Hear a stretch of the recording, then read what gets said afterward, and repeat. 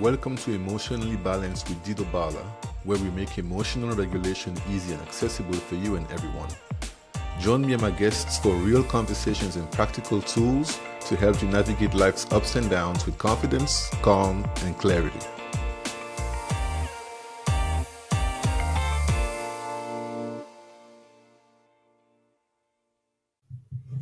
Welcome to Emotionally Balanced with Dido Bala. I'm your host, and today's guest is my good friend, Dr. Kate Truitt.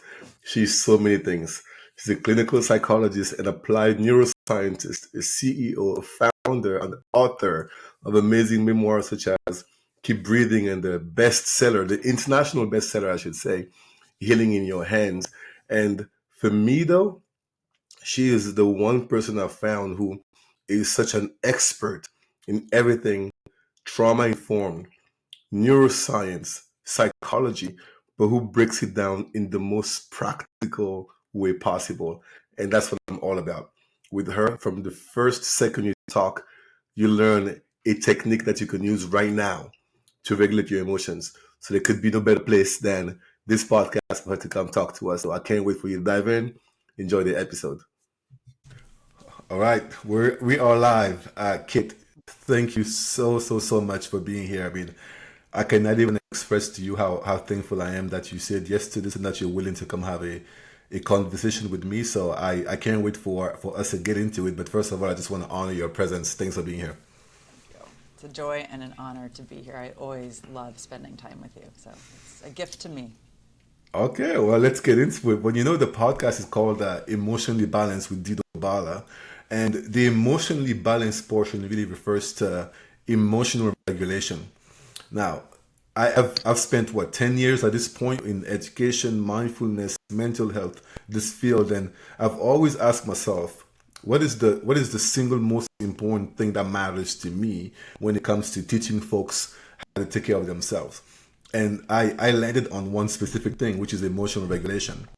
So for me, what does that mean? It means that every single human being has ways that when something happens around them or to them or to someone around them, their emotional clock or their nervous system, something happens where they're triggered and suddenly they're no longer the best version of themselves.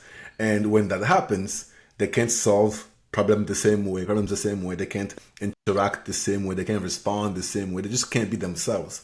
And when people are in this emotional state, it is so hard to be who they would be proud of. And so if they can learn skills to shift their emotional state and get into a more settled emotional state where they can think clearly, be more calm, be more aware of what's happening, including inside and outside, then life is just better for them. So I'm just thinking that everyone should be aware of this. And after so many years in the industry of, say, mental health and mindfulness, I realized that we often make it seem like these tools are only accessible to the special ones who have the certification, who have gone through the training, who have taken all the classes by the gurus, who go to the what do you call them, to the retreats.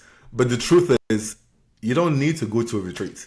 You don't need to have taken all the certifications online to have access to emotional regulation. And everybody in the world can have access to that tool and those tools. And I'm really excited to think about how we can share this knowledge with people. And when I think about my personal experience, right? I mean, I lost my dad 4 years ago. And I go into that example because as somebody who has the experience, the training, have been teaching other people how to regulate their emotions, at some point I assumed that I was good to go. That, if something happens to me, I got the Oh, I tools. know my version. I know. I'm good. I can just Yeah. breathe. I got all the tools. I have them. But I tell you right now, when I lost my dad, I lost it. I did not know how to regulate. And in fact, even though I went on defense mode and my defense is like taking action. I was not able to travel on time. My passport needed to be renewed, and solving all those problems allowed me to regulate to a certain extent. And then we buried him, and I came back. And the second I was quiet, I did not have work to do. Nobody was at home, and I was in the shower alone. Broke down. And then I realized that I thought I had all the tools and I was good to go, but I needed to keep doing the work. So for me, I realized that this is just important to share with everyone. The tools are there, they're accessible, you can have them too, but this is the work that you're going to have to do forever. You're never quite done. So with that long intro, I want to pass it on to you. So talk to me about your experience, understanding personally, professionally with this very idea of regulating our emotions in any way that you wanna share with the listeners today. Well, I think what you just highlighted there is a huge part of my mission, vision, and purpose in life is that we are innately endowed with an incredible systemic toolkit, a neurobiological toolkit that we are born into this world with, that has evolved for millennia, for our system to know how to work in our behalf, to fight for our lives, to keep us moving forward, and even be resilient. And at the same time, so many of us are not taught those tools. We're not exposed to them. As you said, you have to go to a retreat or get a certification or do an online program. And the truth of the matter is they're inherent to our neurobiology. And so many, many years ago, I started working in rat labs, 25 years ago now.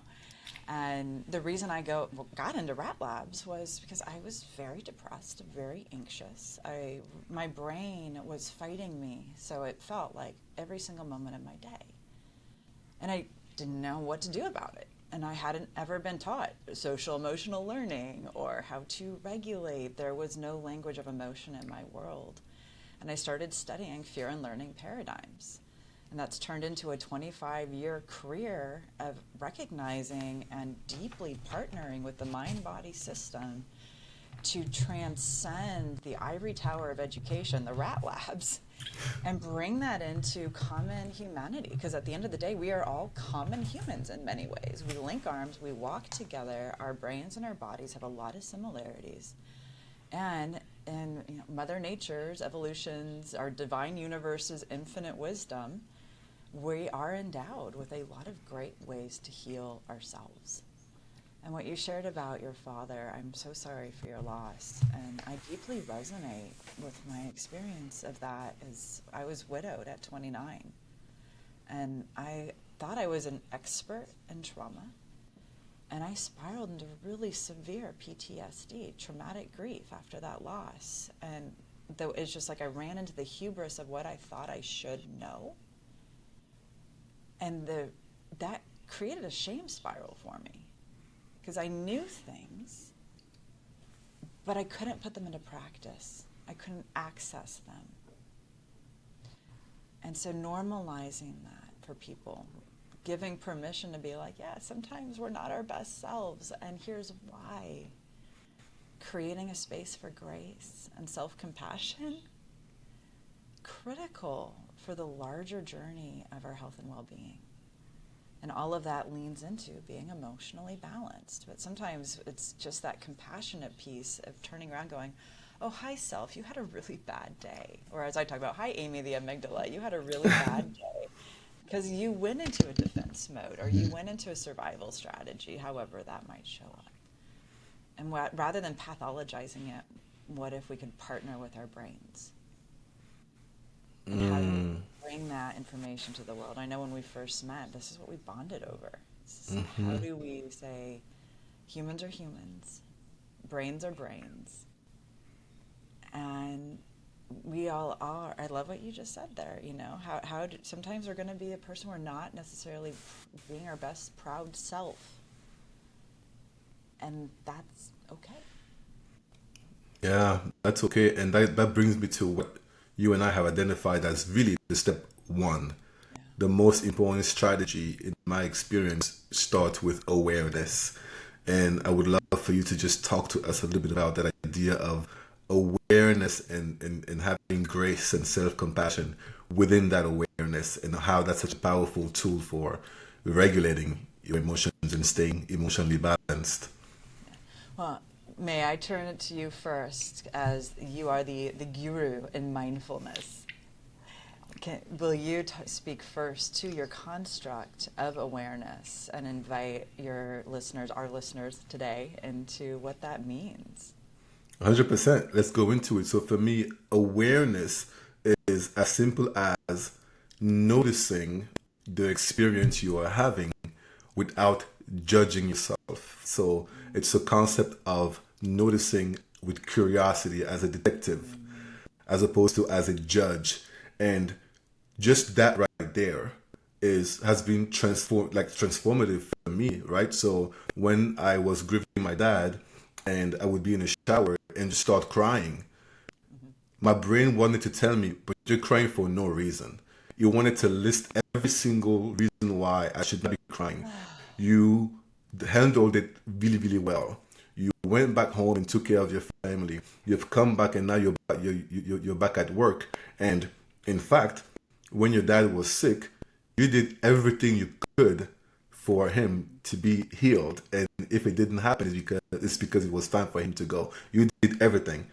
And it didn't matter how much I rationalized. I still felt sadness and I felt shame. Shame. And shame, it was so powerful because I didn't understand, why am I feeling shame right now? And the tool that helped me was remembering to watch with curiosity, not with judgment. It's like if you see the clouds and it starts to rain and you did not want it to rain, you wanted the sun. Noticing with awareness and without judgment means looking at the clouds, saying, "Yep, it's raining," and continuing, right? You don't tell a story about it.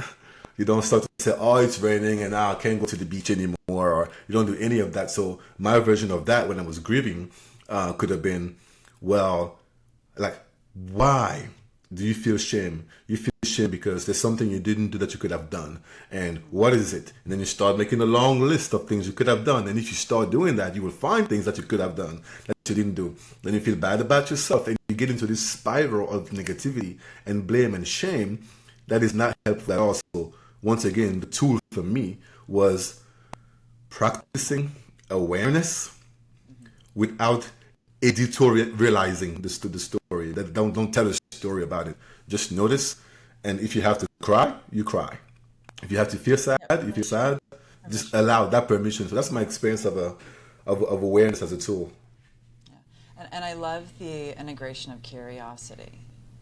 And so, like, because our brain, what you just described there, that I call them the worst case stories of doom, as we have this tiny little brain part called the amygdala, who as I mentioned a moment ago, I lovingly call Amy, and that's the part of the brain I was researching in those rat labs, was this tiny little brain part, and her job is to keep us alive. And so she is partnering with all of our other brain systems to tell these stories that are really heartbreaking and devastating and really painful. What you're just describing about the survivor's guilt. I should have done this. I should have done this. I should have done this. In order to make sure the rest of our brain knows, next time somebody's sick, next time somebody's struggling, don't do those same things. So she's trying to keep us safe. But the reality is she's just getting us locked more deeply into these painful thought cycles. And I certainly know my version of that. I mean, I just wrote a book, Keep Breathing, that's all about that. How our brain keeps us paralyzed in these moments. And what you just described there, Dito, is so beautiful, is when we can go into curiosity and notice, oh, this is happening. My brain's doing this. It creates space from the judgment and the shame. And sometimes it's just that space that becomes the game changer for us to come back into a different version of balance. We can notice that there's judgment. We can notice that there's shame. We can get curious about it even. Oh, there is rain. Huh. Okay. Why is there rain? I like to talk about, how a 2-year-old or a 3-year-old are always like, what if, what if, what if? Mm-hmm. Like, what if we invite that back into our own lives about our emotions? Invite ourselves to get really excited and lean into the why. Like, why was there shame? Part of you, it sounded like, knew you did all the things. And another part of you was saying, I didn't do enough. those parts can coexist. And both have purpose. I imagine that there's somebody who's listening right now who can think about a time when they felt the emotions were taking over and they were stressed and they were struggling to be the best versions of themselves and or the version that would make them proud. And what else could you tell that person? What kind of tools can you give them that they can use immediately to get into a place where they can be a little better than while they were in the having the crisis? Yeah, well, I know you're a big fan of breath work yourself. One of my Yes. favorite tools is what I call breathing, and well, what science calls breathing with titration. It's actually a tool I teach in my grief certification program because grief is neurobiologically all encompassing, and so is shame. When I feel shame, it feels like I've just been washed in black tar. And there's no part of me that isn't encompassed in this shame. It's such a heavy, heavy emotion when it's toxic shame.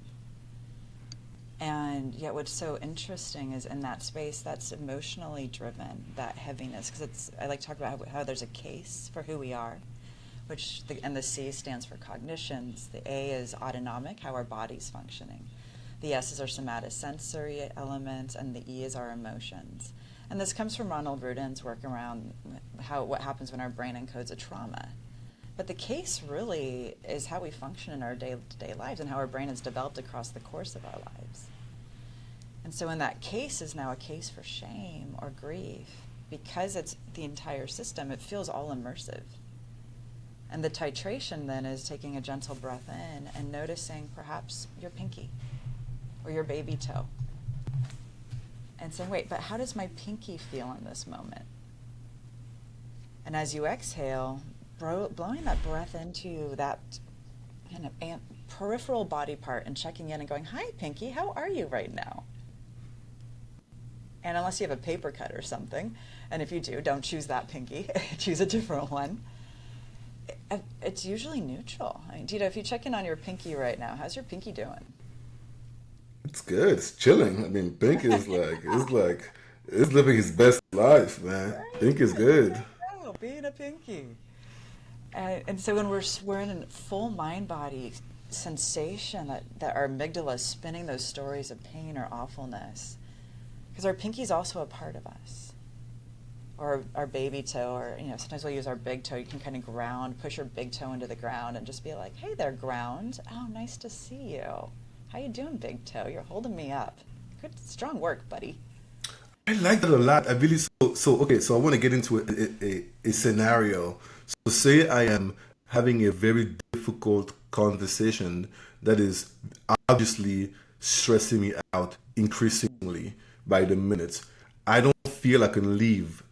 Right? It can be that I'm at an interview or just somewhere else where I can't leave. And so what just came to me as you were talking about this is I can be sitting there listening to someone, and as I'm doing that, I can take a deep breath without having to go anywhere. And that deep breath, and then did you see I pay attention to the pinky when I exhale or when I inhale? Yeah, so you breathe in, you're noticing that, oh, something's awry. So Yes. the bringing in of the breath is just the noticing of the internal state. So you breathe in and go, and when we do that, we're bringing in oxygen, which when we're stressed, our amygdala plays a role in us holding our breath. And so what happens is we don't have oxygen, we're actually holding in carbon dioxide, which is a poison to our system. And so the oxygen's like, okay, we're going to give you a little bit of something extra here. We're breathing in oxygen. Our body goes, oh, I have a resource. And that creates that noticing that you were just describing. And then it's exactly what you're describing with the curiosity. But we're directing the curiosity to another part of us. And as we exhale, it's like a flow of energy out to that, hi, Pinky, how are you? A narrative flow with that breath release of, oh. Or down to, I like the big toe. I use that a lot in difficult conversations because the ground is grounding. There's a reason we talk about Oh, good. the ground is grounding. I like that. Yeah. And so the big toe, even just pushing that down, again, very subtle. So it's an exhale as you're releasing, noticing a link down to the ground and connecting your big toe down. Be like, hey, big toe, how you doing? Oh, you're holding me up. Thanks, buddy. I like that a lot. So, okay, so if I'm in that meeting, that conversation, that interview, etc., when I take a deep breath, first of all, I my body remembers How to that breathe. I'm here and I'm breathing and I'm supposed to breathe because, like you said, sometimes when you're tensed, you don't think about it, but you either breathe in a very shallow manner, but sometimes people hold their breath, Yeah. like Well, because you're I hold focused. my breath, and then my voice goes up. Like everybody knows when I'm tense, and I invite you to notice, and everybody's listening to this, when you're noticing that your nervous system's getting activated by something, anxiety, nervousness, frustration, stress, whatever it is, does the voice and the breath change? My giveaway is my breath, my voice goes up, and I'm a deep alto, so it's like I don't know why I'm talking like this. Oh, But it's like, oh, wow. uh-oh. I What need to breathe. happened? Yeah, I need to breathe. Wow. And so just taking it one deep breath kind of brings that voice back to center, but also then, like I was envisioning the breath traveling to my big toe. And there's something about checking in with that big toe because you are grounded, like you said, like see your feet are on the ground or your the sole of your shoes is in touch with that toe and shifting the focus to that.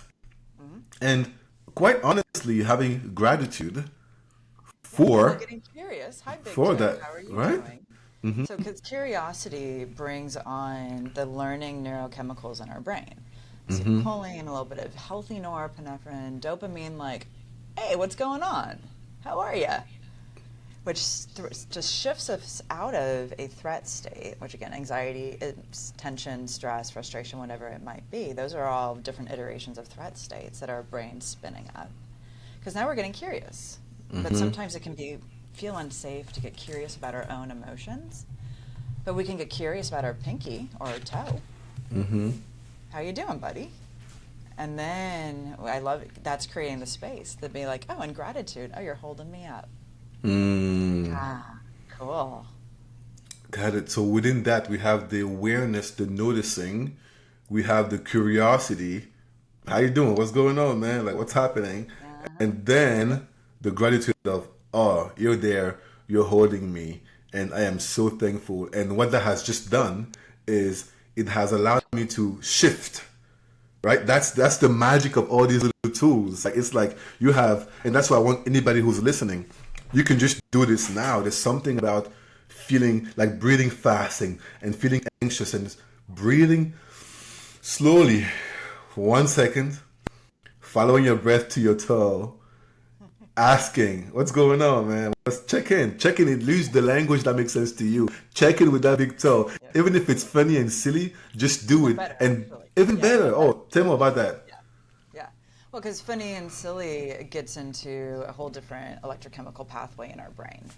So then we have a neurochemical cascade because we like funny, we like silly. And so we're going from a tense moment, a stressful moment, and literally changing the glasses that our brain's wearing in terms of our emotional landscape.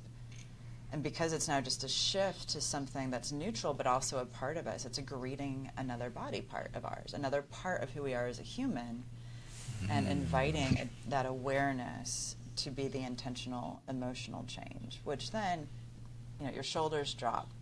We can go back to the moment at hand. It's taken all of 15, 20, 30 seconds. But we have a different level of clarity around what's happening in that moment. And we've come home to ourselves, which is why I say, like, it's a part of ourselves we're checking in on. It's not checking in on, how's my Zoom camera doing? How's the cushion over there? It's a part of us, which is saying, wait, I'm here. I matter. And especially if we're feeling shame or judged in the conversation, that experience of feeling back dukes up on one foot, defensive, is such a common thing. If there's a power dynamic happening where we feel like we're not good enough, or we're feeling insecure, or if we're feeling like somebody's telling us that our truth isn't real, we're feeling that classic term of being gaslit by somebody, which I know is a buzzy word these days, but when we have a reality that we hold true, and somebody's saying our reality isn't real. This is one of my favorite tools because it's literally coming home and saying, I am real. My body is real, while giving our system resources. It's really thank you, Mother Nature. Thank you, evolution. So Kate, what you're telling me is that I don't have to go pay an expensive therapist necessarily before I can have these tools, right? And again, no shade on Yeah. therapy. It's great if you have access to it. But I want to That's be true. real with the fact that most Yeah. people don't have access to therapy. Mhm. And we don't want them to feel like because they don't have that privilege, they don't have access to these tools. You have a beautiful quote. I would love for you to say that we have a quote around therapy and Yeah. mental health. Yeah. Would you please talk about that? Yeah, absolutely. It's one of my driving initiatives in my life. It's the truth that mental health is a human right, and therapy is a privilege. So how do we break down those barriers to access? And we can think about expensive psychotherapy, but it's also cultural. It's based in gender. It's based in psychological safety, stigma. So there's so many different things that get in the way of people knowing about psychotherapy or feeling safe reaching out for it or being able to access it. And like we've been talking about, the tools are actually in our mind-body system. And I am a psychologist, and so clearly I do psychotherapy. And if I do my job right and my life's mission, there'll be a lot more brains out there and empowered humans in partnership with their brains than there's a requirement for psychotherapy. Our job is to put these tools into people's hands because we all walk around with the neurobiological toolkit, which I know is your mission as well. Yeah, it's so it reminds me of one of the most stressful times in my life was in the I would say beginning of COVID because I am somebody who loves to connect with people, Mm-hmm. and when I am not able to connect with people, usually I'm okay because that means I'm recharging so that I have enough energy when I go back to connect with people. Yeah. Yeah. So when happened and there was no clear end in sight. Like we didn't know. There was no like, hey, look, this is 2 months, and on the other side of that, we're gonna be okay. So if we had some sort of timeline, I would have been okay with my tools because Mm-hmm. I have them handy, but I know I have an attachment to knowing that I'm going back to people, and I had never experienced something like that where I just didn't know. And then I had family all around the world, so some family back home in Cameroon, my older sister in England, my younger sister in France, and all the family and friends who are in Seattle and all the other places. So I was stuck to the TV looking at the countdown, the Yeah. number from I think Johns Hopkins had like numbers of like cases depending on the location, and Mm-hmm. I was not okay. I'm telling you, I was not okay. And I tell you what saved me was to have access to tools such as breath, Mm-hmm. but also such as music. Oh, Music played a yes. big role for me Yeah. because I love music, and music speaks to me in a way, speaks to my soul, to my body in a way where even if I can't explain to you why, there are certain songs, and some of these songs I don't even understand the words and the lyrics, but I just receive them, and that helped me soothe. So I would also suggest to people who are listening that having a playlist of a few songs that you can trust that they will make you feel a certain way can also be a way to regulate your emotions to be emotionally balanced. What are your thoughts on that, Kate? Oh, absolutely. I mean, song and dance is the original communication strategy of humanity. The primary expressive art that we first started with 70, 120,000, depending on what scientist you look at, years ago. It's designed into our system, and there's actually a lot of different neuroscientists who talk about how our brain has a symphony within it and how our brain is firing and wiring and experiencing the world. And when we're emotionally out of balance, when we're stressed and tense, or when we're living in a state of ongoing chronic stress. It's like some of the instruments in our internal symphony are taking over. Maybe we have too much percussion. The example I always use, because I tried to learn to play the oboe at one time, it's a wind instrument. It's like a very less cool version of a saxophone or an Thank you or for explaining that because seriously, I was like, I don't know what that is. yeah, So I was like, I don't know what she's talking about. So yeah. saxophone, I know. So it's like a saxophone. Yeah. It's like a very uncool version of a saxophone. So my sister took the sax, and so I was like, well, I can't do that, so I guess I'll do the oboe. Oboe. And when it's played poorly, it sounds like a duck that's having a really, really, really bad day, Oh. which is what I always sounded like. So when I'm having a really bad day, it's like, oh, my brain is in oboe mode. Like my symphony in my brain is not doing well. And we can use these external sensory experiences. So there's a term called psychosensory, which is where we're utilizing external sensory elements, so touch, breath work, scent. So I don't have I have a bunch of organic oils that I keep. Usually they're put away right now. But music is a really powerful one to change what's happening in our internal sensory world. Now, one of the things that's really important, because I'm definitely guilty of this, I'm a huge music person. My mother is a beautiful pianist. And so I grew up in the land of music, listening to it nonstop. It was in a large part of, in my hardest moments as a child, what saved my life. I do credit that. And there's a tendency for us as humans to put on music that matches our emotional mood. Now, that can be wonderful in terms of being like, I see that I'm having a hard time right now, and so I'm going to put on some really sad music. And we want to be really lovingly careful to be aware that that can actually deepen the loss or the pain or the sadness that we're experiencing. And so what I work with a lot of my patients to do, because we bring in a lot of music, is to have different playlists that start in an alignment.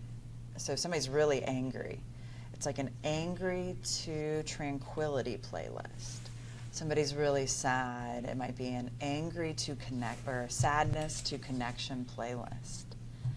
And it's a very intentional playlist that is partnering with us where we are, and then guiding our mind and our body where we would want to go. And it's a realistic place. We're not going to go from depressed to joy necessarily. Sometimes we can. It's just a partnership of saying, I see you, I hear you, I love you, brain and body. And now we're going to listen on this journey to someplace that's a little different, still loving and caring, and accessible through the power of music. One of my things that I talk about with everybody, and I share this with myself, my inner child, myself all the time, is I cannot lie to my brain. I cannot lie to my amygdala. And so if I'm having a bad day, I'm not going to say, buck up, kiddo. You know, and part, that would be a repetition of some of the way I was raised. You know, pull yourself up by the bootstraps. Don't cry. I'll give you something to cry about. You know, I'm a 1980s baby. Those are common phrases. Instead, it's going like, okay, I'm seeing you. And how would we like to feel instead? This is okay, and we can also bring in another feeling state as well. I love that you're bringing in music because it's universal, it's available, and it is such a powerful therapeutic tool. Yeah, the nuances you are bringing to this are so spot on because you have the music, the sound that is going to validate how you're feeling now, Yeah. and that's important. However, especially when the goal is to ultimately shift, right? I've wrote in my note here like a playlist on the spectrum, right? You want to have a little journey with the music where you get the validation because once again there's nothing wrong with you if you're feeling bad or sad or anger or shame. Yeah.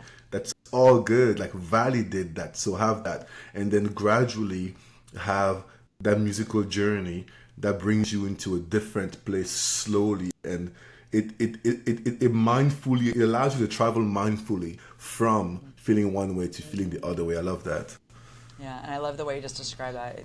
We're being a mindful traveler with ourselves. It's so often when we're feeling like the world is out of control, what you're just describing with COVID, the not knowingness. It's like the world is happening onto us. And it can feel really counterintuitive to be like, I need to come back into my mind and my body when we feel out of control. But being a mindful traveler is a way of saying, even if this out here feels out of control, I can come home to myself. And we can create tools, easily accessible tools, and put them in our toolkit to remind ourselves of how to be an agency in our own lives. Wow. And we can plan ahead, and when we plan ahead, it's like, high five, self. We already got yeah.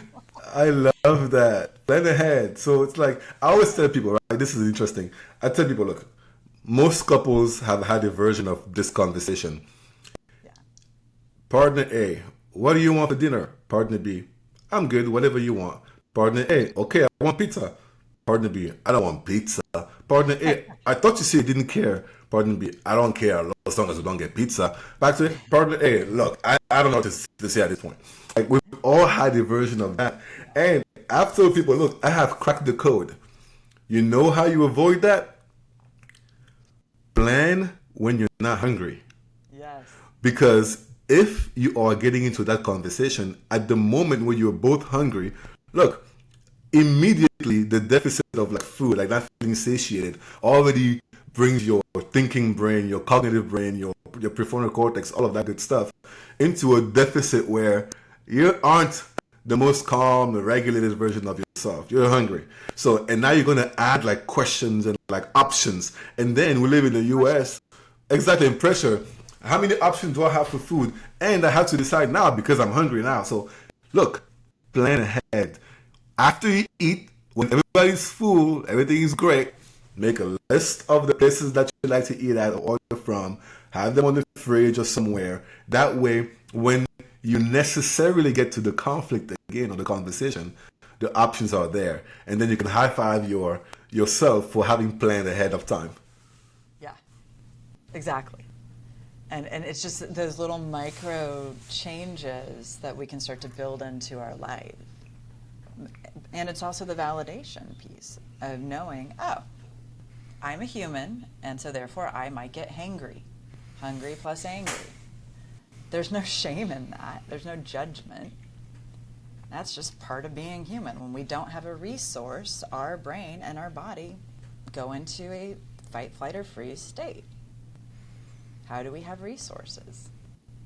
Same thing with the oxygen. That's a resource. That's such a great example. Plan when you're not hungry. Yeah, I tell you, give it a shot. Give it a shot. How do you stay emotionally balanced? Plan when you're not hungry. And so two things came to mind. So as we were discussing the mindful journey, so that was the beautiful metaphor. But there's the literal traveling, flying. I used to be terrified of flying. Oh, yeah. Oh, that used to give me anxiety. My worst case scenario was like on, like the amygdala was activated. It was like any little thing that happened, I was like, oh, this is it. We're going down. I guess that's that. Either it'd be like turbulence, or if I see like the stewardess or somebody walk and avoid eye contact with me, I'm like, oh, there they go, avoiding my eyes because something bad is happening. I mean, I would have all these stories, and it's funny now because I've kind of managed how to deal with it. I mean, and the number one for me was exposure, the fact that I had to travel so much, and number two, I had to teach myself to establish a parallel between flying and driving, whereby when you are driving, the car never stays straight. There's always something, a little pothole or uneven grounds, and anytime that happens, because we're used to it, you are kind of almost like one with the car, and it doesn't bother you. You know what it is. So I taught myself to think about that anytime there was turbulence, for example. So I try to do things like that, that over the years have allowed me to be a very, very comfortable traveler.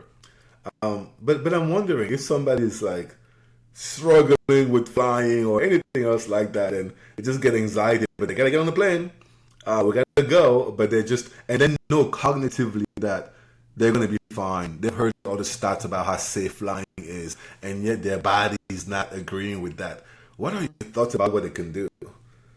Yeah, well, so I have a tool that I absolutely love. It's called CPR for the amygdala.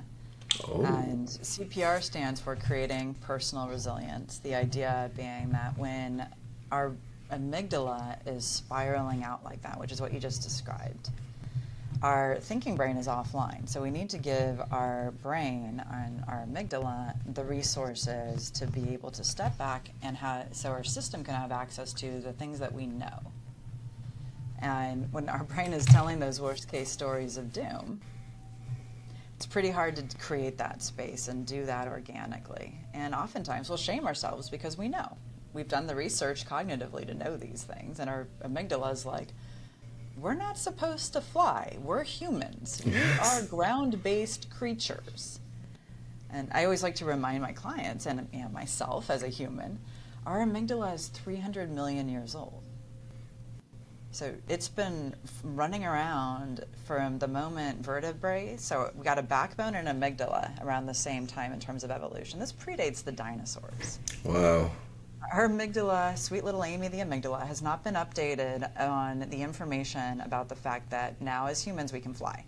Mm-hmm. She doesn't know that. She's drawing on the data that across 300 million years, creatures have fallen off of cliffs and died. So going in the air, not a good thing. And so when she's in those spaces, she's using ancient data. She's not operating in the 21st century, here and now, about to get on a plane, get in a car, or whatever it might be. So she's trying to keep us safe, but she's got old data. Our thinking brain has new data. But here's the thing about Amy. I want you to blink one time. 4 times faster than that eye blink, Amy the amygdala can hijack our brain and take over. So she's now in charge of the symphony, and our thinking brain, they're not even playing their instruments anymore. It's just the amygdala telling those stories. So CPR for the amygdala uses an extrasensory data point that is built into us we have little fibers in our skin. We can use mindful touch. And imagine you're washing your hands under warm water. This engages those little fibers in our skin. Or like my favorite is giving myself a nice moving hug. So fingertips on your shoulders, running your hands down your arms very gently. Doing these motions it's very tender, it's very loving. And you might notice that if you've ever run into a coffee table and hit your shin, that the first thing you did was reach down and rub your skin. Oh yes, yes, That's those yes. little fibers.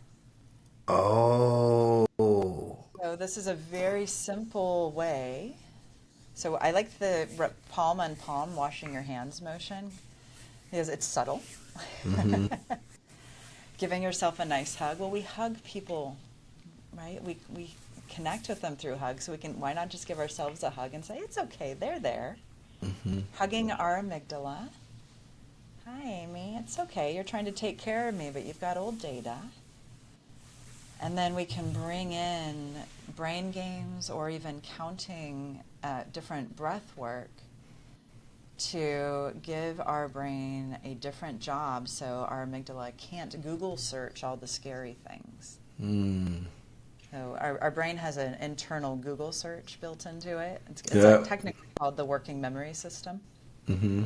And that Google search, when it's being driven by our amygdala, works just like a Google search does. But if you're searching how to die in a plane crash, that's what the amygdala is doing in your Google search in your brain. Yep. As opposed to counting steps walking on a beach. if a beach is safe for you, then your brain, your amygdala, is now being forced to Google search, taking steps, counting them as you walk on a beach. Or if there's a song that you enjoy, row, row, row your boat. If you force your brain to say, actually, we're going to hum row, row, row your boat, your Mm-hmm. brain is now saying, oh, I have to Google search row, row, row your boat, and it can't Google search ways to die on a plane, snakes on a plane. It can't Mm-hmm. do that. Yeah. Love it. Wow. We bring in the soothing touch. And this is commonly referred to in some spaces as the self-havening touch, which is a trademark term for it, but it's just using our natural biology. So I call it mindful touch when I'm teaching this, and giving our brain a different job. That helps our symphony get back into balance. Mm-hmm. It's like a warm, fuzzy blanket for our amygdala. And then we have space for our thinking brain, because now our brain symphony is working together again to give the feedback loop of, hey, what if we could be okay? Remember all that data, Mm-hmm. all that information about how planes are actually really safe? Mm-hmm. Huh, we can do this. And we just carry it in our pockets because it's hands and it's brain. Mm-hmm. Yeah. Wow. Thank you so much. This is awesome. I mean, these are all tools that anybody can use right away. I know that my own toolbox has gained a few more tools today just talking to you. And there's one topic that's on my mind. We aren't going to have time to do a super deep dive into it, but I have to ask so we can just briefly touch on it. Is emotional regulation, emotional balance, and men, right? As I was listening to you, thinking about myself, thinking about the men that I know, and thinking about the strategies, the tools that we're sharing. Say hi to your pinky or to your toe, and I can see some men be like, oh, I don't do that kind of stuff, like I don't know, like that's not for me. And well, first of all, here I am doing all this kind of stuff, and it obviously works. And I'm thinking about how to show men that Mm-hmm. being emotionally intelligent is something that you have access to the same way anybody else does. And you would enjoy being in control. You would enjoy having all these tools. Don't feel intimidated by the word emotion or feeling. Like it's all good. You can be physically strong, emotionally strong in all the ways possible. I just want to think a little deeper about that throughout this journey for myself. And once again, that was not the focus of our episode today, but I wonder if you have some words that come up as you think about this topic, and if you would be comfortable just sharing something that whatever shows up for you now.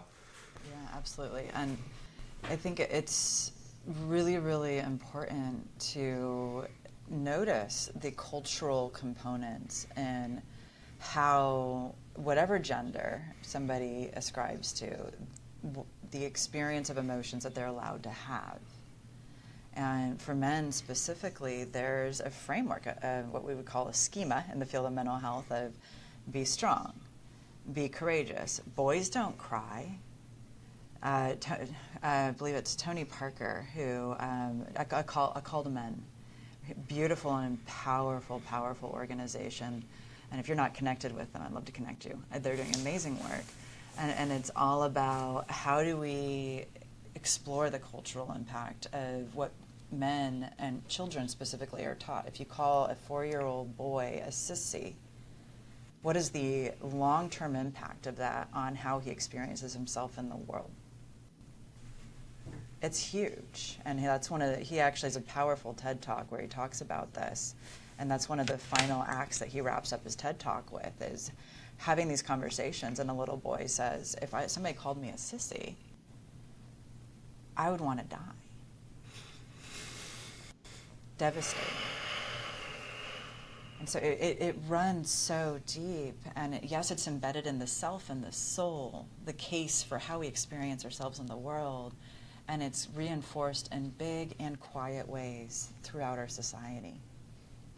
And so the idea of the word emotion can feel for a lot of the guys that I walk alongside. And that's actually where I originally came up with the term of brain partnership. How do we partner with our brain? How do we link arms with our amygdala, with Amy when she's having a bad day? Or give our brain, a little CPR, a little extra oxygen, or a warm fuzzy blanket, because when we're not feeling well, chicken soup and a warm fuzzy blanket, well, sometimes our brain needs that too. Yeah. And so creating ways to slightly open that door to have a conversation that feels psychologically safe, and recognizing that there is a natural, if it comes out, very sociologically embedded pushback to, well, I can't cry. There's something wrong with me. To shame about feeling emotionally out of control. For men specifically. And honoring that.